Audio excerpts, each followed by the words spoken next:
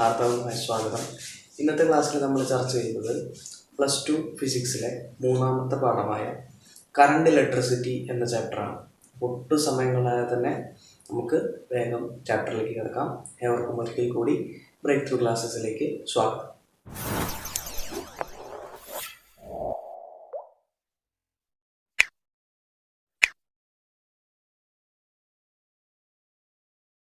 അപ്പോൾ ഇന്നത്തെ ക്ലാസ്സിൽ നമ്മൾ ഡിസ്കസ് ചെയ്യുന്നത് +2 ഫിസിക്സിൻ്റെ മൂന്നാമത്തെ പാഠമാണ്.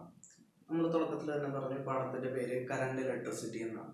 അപ്പോൾ നിങ്ങൾ ഈ പാഠം പഠിക്കുന്നതിന് മുമ്പ് മനസ്സിലാക്കേണ്ട കുറച്ച് കാര്യങ്ങൾ എന്തൊക്കെയാണ് +2 ഫിസിക്സിൽ പഠിക്കാനുള്ളത് എന്നതിനെ കുറിച്ചൊരു ധാരണ ആദ്യം തന്നെ മനസ്സിലുണ്ടായിരിക്കണം.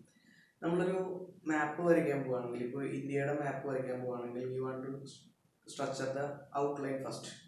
നമ്മളൊരു മാപ്പ് വരയ്ക്കുമ്പോൾ അതിൻ്റെ ഔട്ട്ലൈൻ ആദ്യം സ്ട്രക്ചർ ചെയ്യണം. ഔട്ട്ലൈൻ ആദ്യം വരച്ച് നമ്മുടെ ഒരു മനസ്സിൽ ധാരണ ഉണ്ടായിരിക്കണം ഇതാണ് ഇതിൻ്റെ ആകൃതി. അതുപോലെ തന്നെ ഫിസിക്സ് ആയാലും കെമിസ്ട്രി ആയാലും മാത്തമാറ്റിക്സ് ആയാലും അല്ലെങ്കിൽ ഈവൻ ഏത് സബ്ജക്റ്റ് ആയാലും നിങ്ങൾ പഠിക്കുന്നതിന് മുമ്പ് ഓരോ പാഠത്തിനകത്തും എന്തെല്ലാം പഠിക്കാനുണ്ട് എന്നൊരു വ്യക്തമായ ധാരണ നമ്മുടെ മനസ്സിലുണ്ടായിരിക്കണം. അപ്പോൾ നിങ്ങൾ ആദ്യം മനസ്സിലാക്കേണ്ട കാര്യം +2 ആദ്യത്തെ പാഠം മുതൽ 7ാമത്തെ പാഠം വരെ, 1ാമത്തെ പാഠം മുതൽ 7ാമത്തെ പാഠം വരെ കണ്ടിന്യൂവേഷൻ ആയിട്ട് പോകുന്ന ഇലക്ട്രോണിക്സുമായിട്ട് ബന്ധപ്പെട്ട് അല്ലെങ്കിൽ ഇലക്ട്രിസിറ്റിയുമായിട്ട് ബന്ധപ്പെട്ട് ചാർജുമായിട്ട് ബന്ധപ്പെട്ട് നിൽക്കുന്ന ഭാഗങ്ങളാണ് ആദ്യത്തെ 1ാമത്തെ പാഠം മുതൽ 7ാമത്തെ ചാപ്റ്റർ വരെ. അത് കണ്ടിന്യൂസ് ചാപ്റ്ററാണ്. അത് ആ ഒരു ഓർഡറിൽ തന്നെ മനസ്സിലാക്കണം. അപ്പോൾ ആദ്യത്തെ 2 പാഠങ്ങൾ നമ്മൾ കഴിഞ്ഞു കഴിഞ്ഞാൽ ആദ്യത്തെ 2 പാഠത്തിൽ നിങ്ങൾ പഠിക്കുന്നത് ഇലക്ട്രോസ്റ്റാറ്റിക്സിനെ കുറിച്ചാണ്. ഇലക്ട്രോസ്റ്റാറ്റിക്സ് ഫീൽഡും ഇലക്ട്രോസ്റ്റാറ്റിക് പൊട്ടൻഷ്യലുമാണ് ആദ്യത്തെ 2 ചാപ്റ്റർ. 3ാമത്തെ പാഠം മുതൽ നിങ്ങൾ പഠിക്കാൻ തുടങ്ങുമ്പോൾ വരുന്ന വ്യത്യാസം എന്താണെന്ന് വെച്ച് കഴിഞ്ഞാൽ ആദ്യത്തെ 2 ചാപ്റ്ററിൽ നിന്നുള്ള വ്യത്യാസം എന്ന് പറയുന്നത് ആദ്യത്തെ 2 ചാപ്റ്ററിൽ നിങ്ങൾ പഠിക്കുന്ന ഓരോ വിഷയത്തിലെയും ചാർജ് എന്ന് പറയുന്നത് സ്റ്റാറ്റിക് ചാർജ് ആയിരുന്നു. എന്ന് പറഞ്ഞാൽ ഒഴുകാത്ത ഒരു സ്ഥലത്ത് റെസ്റ്റിലിരിക്കുന്ന ചാർജിനെ കുറിച്ചായിരുന്നു ആദ്യത്തെ 1ാമത്തെയും 2ാമത്തെയും പാഠത്തിൽ പഠിക്കേണ്ടായിരുന്നത്. സ്റ്റാറ്റിക് ചാർജുകളുടെ ഫീൽഡ് എന്താണ്, അതുപോലെ തന്നെ സ്റ്റാറ്റിക് ചാർജിന്റെ പൊട്ടൻഷ്യൽ എന്താണ് എന്നീ 2 കാര്യങ്ങളാണ് ഫസ്റ്റ് സെക്കൻഡ് ചാപ്റ്ററിൽ നിങ്ങൾ പഠിച്ചത്. 3ാമത്തെ പാഠം മുതൽ നിങ്ങൾ അവിടെ ഒഴുകാത്ത ചാർജിനെ കുറിച്ചല്ല പറയുന്നത്, പകരം ചാർജ് 3ാമത്തെ പാഠം മുതൽ ഒഴുകി തുടങ്ങി. ഒഴുകുന്ന ചാർജുകളെ കുറിച്ച് അല്ലെങ്കിൽ ഓടുന്ന ചാർജുകളെ കുറിച്ചാണ് 3ാമത്തെ പാഠം മുതൽ നമ്മൾ പഠിക്കുന്നത്. അതുകൊണ്ടാണ് അതിന്റെ പേര് മാറി കറണ്ട് ഇലക്ട്രിസിറ്റി എന്നായി. ആദ്യത്തെ 2 ചാപ്റ്ററിൽ എന്തായിരുന്നു? ഇലക്ട്രോസ്റ്റാറ്റിക്സ് ആയിരുന്നു. എന്ന് പറഞ്ഞാൽ ആദ്യത്തെ 2 ചാപ്റ്ററിൽ നിങ്ങൾ പഠിച്ചത് ഒഴുകാത്ത ചാർജുകളുടെ പ്രത്യേകതകളും അതിൻ്റെ 1ാമത്തെ പാഠത്തിൽ നമ്മൾ അതിൻ്റെ ഫീൽഡ് ഫോഴ്സിനെ കുറിച്ച് പറഞ്ഞു. 2ാമത്തെ പാഠത്തിൽ പൊട്ടൻഷ്യൽ എന്താണെന്ന് പറഞ്ഞു. 3ാമത്തെ പാഠം മുതൽ നിങ്ങൾ പഠിക്കുന്നത് കറണ്ട് ഇലക്ട്രിസിറ്റിയാണ്. പേര് അർത്ഥം മനസ്സിലാക്കി പഠിക്കുക. കറണ്ട് എന്ന് പറഞ്ഞാൽ ധാരാവൈദ്യുതി. 9ാം ക്ലാസ്സിൽ നിങ്ങൾ പഠിച്ചിട്ടുണ്ട് കറണ്ട് ഇലക്ട്രിസിറ്റി. ഇതേ പേരിൽ തന്നെ 9ാം ക്ലാസ് ഫിസിക്സിൽ നിങ്ങൾ ഇതേ പേരിൽ നിങ്ങൾ പഠിച്ചിട്ടുണ്ട് ധാരാവൈദ്യുതി അല്ലെങ്കിൽ കറണ്ട് ഇലക്ട്രിസിറ്റി. ആ പാഠത്തിന്റെ കണ്ടിന്യൂഷനാണ് 9ൽ നേരെ +2 കണ്ടിന്യൂഷനാണ് ഈ പറഞ്ഞ 10ലും പഠിച്ചിട്ടുണ്ടായിരിക്കും പല പല കാര്യങ്ങൾ. അപ്പോൾ ഒഴുകുന്ന വൈദ്യുതി, ധാര എന്ന് വെച്ച് കഴിഞ്ഞാൽ ധാര എന്ന് പറഞ്ഞാൽ കണ്ടിന്യൂസ് ഫ്ലോ, തുടർച്ചയായി ഒഴുകുക, അതിനെയാണ് ധാര അല്ലെങ്കിൽ കറണ്ട് എന്നതുകൊണ്ട് ഉദ്ദേശിക്കുക. അപ്പോൾ കറണ്ട് ഇലക്ട്രിസിറ്റി എന്ന് വെച്ചാൽ വൈദ്യുതി, കറണ്ട് ഇലക്ട്രിസിറ്റി എന്ന് പറഞ്ഞാൽ ധാരാ വൈദ്യുതി, ഒഴുകുന്ന വൈദ്യുതി. അപ്പൊ നിങ്ങൾ ഈ 3ാമത്തെ പാഠം മുതൽ നിങ്ങളുടെ +2 3ാമത്തെ പാഠം മുതൽ വൈദ്യുതി ഒഴുകി തുടങ്ങി. 4ാമത്തെ പാഠം എന്ന് പറയുന്നത് മൂവിങ് ചാർജസ് ആൻഡ് മാഗ്നറ്റിസം. 5ാമത്തെ പാഠം മാഗ്നറ്റിസം ആൻഡ് മാറ്റർ. 6ാമത്തെ പാഠം ഇലക്ട്രോ മാഗ്നറ്റിക് ഇൻഡക്ഷൻ. 7ാമത്തെ പാഠം ഓൾട്ടർനേറ്റിംഗ് കറണ്ട്. അപ്പോൾ മനസ്സിലാക്കേണ്ട കാര്യം 1ാമത്തെ പാഠം മുതൽ, വീണ്ടും ഓർമ്മിപ്പിക്കുന്നു, 1ാമത്തെ പാഠം മുതൽ 7ാമത്തെ പാഠം വരെ ഒറ്റ സ്ട്രെച്ചിൽ അല്ലെങ്കിൽ ഒരു കണ്ടിന്യൂസ് ആയിട്ട് വരുന്ന ചാപ്റ്ററാണ് +2 ഫിസിക്സിൽ. അപ്പോൾ നിങ്ങൾ പഠിക്കുന്നതിന് മുമ്പ് ഇതാണ് നിങ്ങൾ +2 പഠിക്കുന്നത് എന്നൊരു വ്യക്തമായ ധാരണ ഉണ്ടായിരിക്കണം. അപ്പോൾ ആദ്യത്തെ 2 പാഠത്തിൽ പറഞ്ഞു എന്തിനെ കുറിച്ചാണ് പഠിക്കുന്നത്? ഒഴുകാത്ത ചാർജുകളെ കുറിച്ചാണ് പഠിക്കുന്നത്. 3ാമത്തെ പാഠം മുതൽ ഈ ചാർജുകൾ ഒഴുകി തുടങ്ങുകയാണ്, ഫ്ലോ ചെയ്യാണ്, കണ്ടിന്യൂസ് ഫ്ലോ ചെയ്യാണ്. അങ്ങനെ കണ്ടിന്യൂസ് ഫ്ലോ ചെയ്യുന്ന സമയത്ത് എന്തൊക്കെ പ്രത്യേകതകളാണ് ഈ ചാർജിൽ ഉണ്ടാവുന്നത് എന്നതിനെ കുറിച്ചാണ് ഈ പാഠത്തിൽ കറണ്ട് ഇലക്ട്രിസിറ്റി എന്ന പാഠത്തിൽ പഠിക്കുന്നത്. അപ്പോൾ മനസ്സിലാക്കണം, ഈ പാഠം മുതൽ 3ാമത്തെ പാഠം മുതൽ ചാർജ് ഒഴുകി തുടങ്ങി. 4ാമത്തെ പാഠത്തിൽ കിടക്കുമ്പോൾ അങ്ങനെ ഒഴുകുന്നത് മൂലം മാഗ്നറ്റിക് ഫീൽഡ് ഉണ്ടാവും എന്നാണ് പറയുന്നത്. അതാണ് പാഠത്തിന്റെ പേര് moving charges and magnetism. Charge ഒഴുകുന്നത് മൂലം മാഗ്നറ്റിസം ഉണ്ടാവും. അഞ്ചാമത്തെ പാഠത്തിൽ ആ മാഗ്നറ്റിസം, അപ്പോൾ കറണ്ട് ഒഴുകുന്നത് മൂലം ഉണ്ടാകുന്ന മാഗ്നറ്റിസം എങ്ങനെ നമുക്ക് ഉപയോഗിക്കാം എന്നതാണ് മാഗ്നറ്റിസം ആൻഡ് മാറ്റർ എന്ന് പറഞ്ഞ പാഠത്തിൽ പഠിക്കുന്നത്. പിന്നെ തുടർന്ന് നിങ്ങൾ electro magnetic induction, alternating current എന്ന് പറഞ്ഞ പാഠത്തിലേക്ക് പോയി പിന്നീട് മറ്റ് കാര്യങ്ങളിലേക്ക് കടക്കും. അപ്പോൾ ഇതാണ് അതിൻ്റെ ഒരു ഫ്ലോ എന്ന് പറയുന്നത്. അപ്പോൾ ഈ ഒരു ഔട്ട്ലൈനിൽ വേണം എപ്പോഴും നമ്മൾ നിൽക്കാനായിട്ട്. ഈ ഔട്ട്ലൈനിൻ്റെ ഉള്ളിൽ വേണം നമ്മൾ ഫിസിക്സ് പഠിക്കാൻ വേണ്ടിയിട്ട്.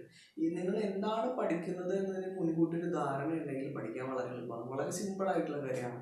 9ൽ പഠിച്ച ഭാഗമാണ് ഈ പറഞ്ഞ കറണ്ട് ഇലക്ട്രിസിറ്റി എന്ന് പറയുന്നത്. അപ്പോൾ ഈ പാഠത്തിന്റെ തുടക്കത്തിൽ മനസ്സിലാക്കി, പാഠത്തിന്റെ തുടക്കത്തിൽ 9ാം ക്ലാസ്സിൽ പഠിച്ച അതേ കാര്യങ്ങൾ തന്നെയാണ് വീണ്ടും ആവർത്തിക്കുന്നത്. എന്താണ് വൈദ്യുതി, എന്താണ് ധാരാവൈദ്യുതി, എന്താണ് കറണ്ട്. അപ്പൊ എന്താണ് വൈദ്യുതി എന്ന് പറഞ്ഞാൽ, മുമ്പ് പറഞ്ഞ പോലെ തന്നെ വൈദ്യുതി അല്ലെങ്കിൽ കറണ്ട് അല്ലെങ്കിൽ ധാരാവൈദ്യുതി എന്ന് പറഞ്ഞാൽ ചാർജിന്റെ ഒഴുക്കിനെയാണ് വൈദ്യുതി എന്ന് പറയുക. ചാർജ് അല്ലെങ്കിൽ ഇലക്ട്രോൺ, ഫ്ലോ ഓഫ് ഇലക്ട്രോൺസ് എന്നൊക്കെയാണ് നമ്മൾ പഠിച്ചിട്ടുള്ളത്. ചാർജ് ഒഴുകുമ്പോൾ എന്താണോ ഉണ്ടാകുന്നത് അതാണ് വൈദ്യുതി. ഇപ്പൊ കറണ്ട് പോയി എന്ന് പറഞ്ഞാൽ എന്താ അർത്ഥം? ഒഴുക്ക് നിലച്ചു. കറണ്ട് എന്ന് പറഞ്ഞാൽ എപ്പോഴും മനസ്സിലാക്കുക, കറണ്ടിന്റെ മലയാള അർത്ഥം ധാര എന്നാണ്, ഒഴുക്ക് എന്നാണ്, തുടർച്ചയായ ഒഴുക്ക്. അപ്പൊ നമ്മൾ വീട്ടിൽ കറണ്ട് പോയി എന്നൊക്കെ പറയുന്നത് എന്താണ്? വീട്ടിലെ ഇലക്ട്രോണിന്റെ അല്ലെങ്കിൽ വീട്ടിലൂടെയുള്ള കണ്ടക്ടറിലൂടെ ഉണ്ടാകുന്ന ചാർജുകളുടെ ഒഴുക്ക് നിലച്ചു. അപ്പൊ ഈ ചാർജിന്റെ ഒഴുക്കിനെ അല്ലെങ്കിൽ ഫ്ലോ ഓഫ് ചാർജസ് അല്ലെങ്കിൽ ഫ്ലോ ഓഫ് ഇലക്ട്രോൺസ് എന്നതിനെയാണ് നമ്മൾ എന്തെന്ന് പറയുക? ഇലക്ട്രിസിറ്റി അല്ലെങ്കിൽ കറണ്ട് എന്ന് പറയുക. ഇനി എങ്ങനെ ഈ കറണ്ടിന്റെ അളവ് കണ്ടുപിടിക്കാം? കറണ്ടിനെ നമ്മൾ സൂചിപ്പിക്കുക, ഇന്റൻസിറ്റി ഓഫ് കറണ്ട് നമ്മൾ എപ്പോഴും സൂചിപ്പിക്കുക I എന്ന് പറഞ്ഞ ലെറ്റർ കൊണ്ടാണ്. I അല്ലെങ്കിൽ കറണ്ട് കണ്ടുപിടിക്കാനായിട്ട് നമ്മൾ ഉപയോഗിക്കുന്നത്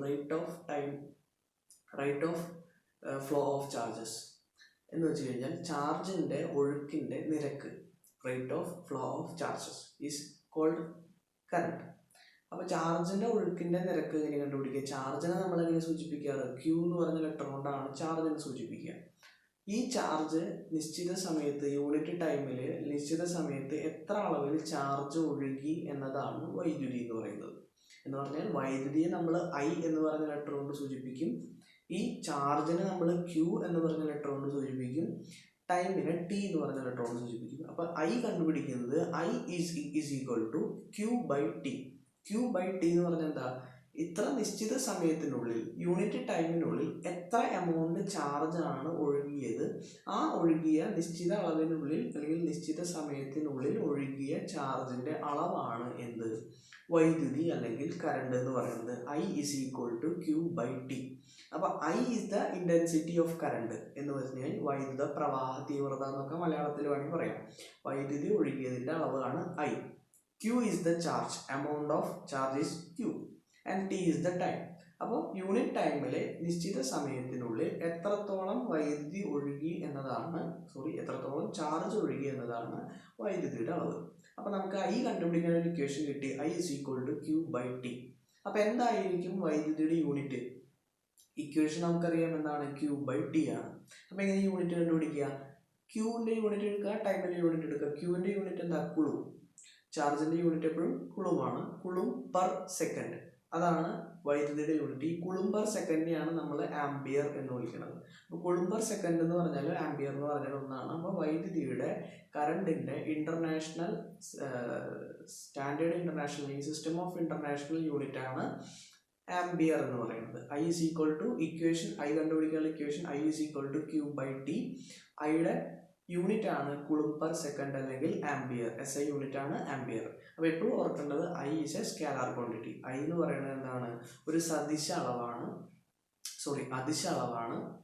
സ്കാലാർ ക്വാണ്ടിറ്റി ആണ് എന്ത്? കറണ്ട് അല്ലെങ്കിൽ I എന്ന് പറയുന്നത് എപ്പോഴും എന്താണ്? ഒരു സ്കാലാർ ക്വാണ്ടിറ്റി ആണ്.